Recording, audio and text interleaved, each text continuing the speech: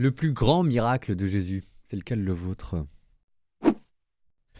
En ce temps-là, quand Jésus apprit la mort de Jean le Baptiste, il se retira et partit en barque pour un endroit désert à l'écart.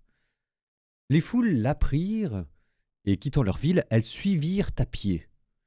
En débarquant, il vit une grande foule de gens. Il fut saisi de compassion envers eux et guérit leurs malades. Le soir venu, les disciples s'approchèrent et lui dirent : « L'endroit est désert et l'heure est déjà avancée.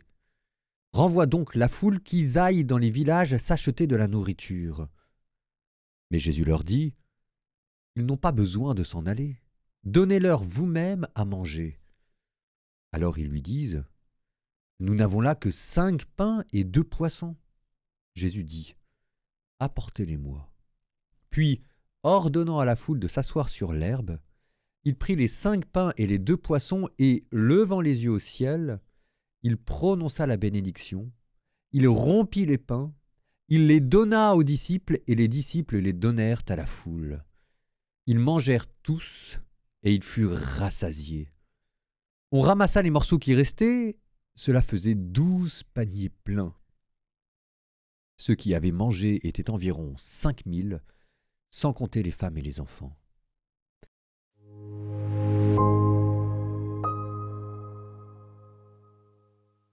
Ah tiens, ça me fait penser, là j'étais en train de parler du catéchisme de l'Église catholique, c'est un podcast que je suis en train de faire pour commenter le catéchisme de l'Église catholique, en un an, lu et entièrement commenté, et là j'étais dans la résurrection des corps et dans la vie éternelle. Et une des questions que je me posais, c'est qu'est-ce que rajoute la résurrection des corps ? Vous allez me dire, mais c'est quoi le rapport avec l'évangile d'aujourd'hui ? Ah bah excusez-moi, mais quand même, l'évangile d'aujourd'hui, si vous ne voyez pas le rapport, il y a une montagne, c'est-à-dire vous êtes près de Dieu, près du ciel, il y a une foule qui est autour de Jésus, la foule de ceux qui croient en Jésus, il y a un festin, tiens, comme un festin messianique, comme un festin eschatologique, comme le festin à la fin des temps. Vous avez des personnes qui sont assises sur des prés d'herbes fraîches. Enfin, ça d'ailleurs c'est dans Jean, mais ça c'est le réfrigérium, les prés d'herbes fraîches, est une image du paradis.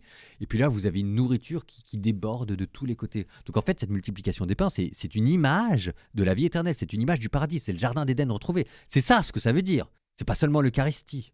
Donc la question que je me posais, c'est ce serait quoi la place du corps au ciel ? Parce que nous, on va voir Dieu dans notre âme, et c'est cette vision béatifique qui va nous remplir d'allégresse, parce que voyant le bien à l'état pur et le possédant dans notre âme, voyant la beauté à l'état pur et la possédant dans notre âme, notre esprit va comme irradier de cette beauté, de cette bonté à l'état pur qu'elle contemple, et qui vont lui donner cette sorte de jouissance, d'extase éternelle. Et on nous dit que ce bonheur est parfait, mais quand il y aura la résurrection des corps, ça va ajouter encore une jouissance. Alors, on parle d'une perfection accidentelle. On appelle ça la redondance, la gloire redondante. Je vous jure, il y a vraiment un terme en latin. Gloria redundantiae. C'est-à-dire que là, il y a un rejaillissement de cette joie, de cette jouissance qui arrive jusqu'au corps. Ça commence dans l'esprit qui voit Dieu, ça irradie à travers la volonté qui se consume de désir, et notre corps est tellement emporté dans cette consommation du désir, dans cette jouissance spirituelle qui fait qu'on voit le bien et qu'on le désire et qu'on s'y est attaché, que notre corps devient comme enflammé, il devient comme glorieux.